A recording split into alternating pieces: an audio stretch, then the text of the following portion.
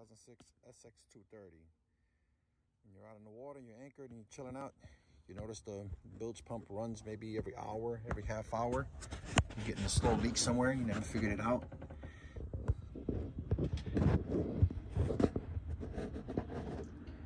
The seam where the fiberglass meets this tube, let's call it, fiberglass delaminates, and you get those gaps there. Water gets in.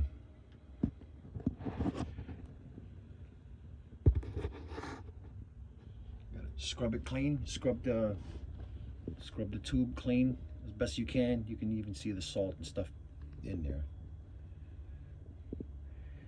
Scrub it clean. I'm gonna try and use brake cleaner to get all the grease off because there's some grease on here, and see how that works out. Right at the edge of the flange, I put water. You can see it leaking right through.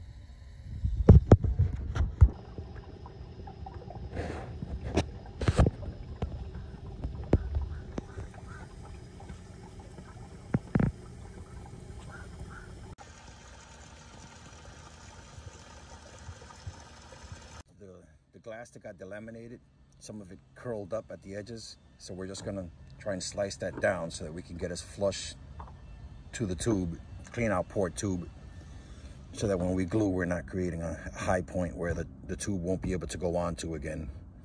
So just try to make this as good as possible without going too crazy about it, but that's just the idea here.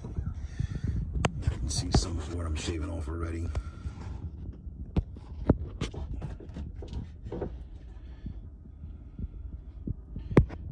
Here. Initially, I scraped the sides with a screwdriver and a flat chisel just to get the calcium and salt and stuff off the tube, the outside of the tube. I used a pick just now, a cheapy Harbor Freight pick. Use that to get into this gap here. I just want you to see how much salt and stuff was in there. I'm going to hit it with compressed air now. I decided to use a Dremel. A lot easier. It's not a big bit. Doesn't take off too much at a time. But it's helping us clean. You can actually now see, if you were doubting whether or not the water was coming through, you could even see a good gap there. Pretty obvious gap. Right over here. Definitely water flow coming in. I'm just trying to clean it up and abrade it a little bit so that the 5200 will stick better. Now that it's cleaned up a little bit better, you can definitely see the issues where the water was getting in right there. That's pretty obvious over here.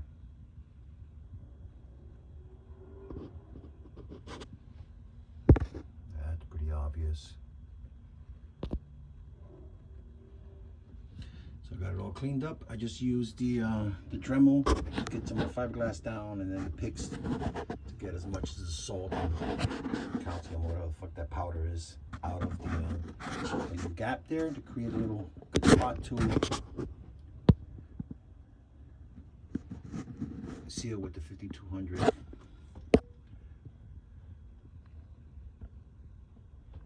We're almost ready for 5200, right? So we got 5200 all the way around. And I made sure to push in to the gaps and seams around it. So we should be good. I also went inside and went around the flange on the inside, underside, I should say. You can see the mess I made on the shaft.